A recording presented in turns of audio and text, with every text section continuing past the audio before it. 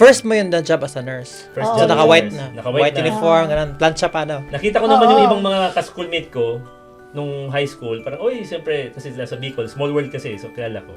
Pagtingin ko nung attendance, bro, Yung record. record book, Oo. yung pangalan, Majel Magdaong. Oo. Pero sabi ko, imposible. Imposible kasi alam ko na sa call center ito.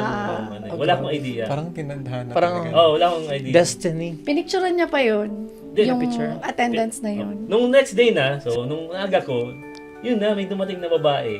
Alam mo yung parang paglingon ko, parang nag-slow. Nag-slow mo yung Nag-slow time. mo bigla fast forward, bigla punta sa harap mo, tapos sabi sa akin, anong gagawin mo dito? Sabi ko, akala niya siguro medtech ako, di ba? Doktor. Oo, akala ko, parang intern, di ba? Kasi, tas alam ko, BS Bio kasi siya. Sabi ko, alam niyo ba na nasa, dito akong hospital nagwo-work? Akala mo sinusundan ka? Hindi naman, Hindi pero naman. alam mo yun, parang daming coincidence lang. Tapos, sabi ko, ba yan, bakit nandito? Siyempre, first exposure niya. As in, first exposure niya.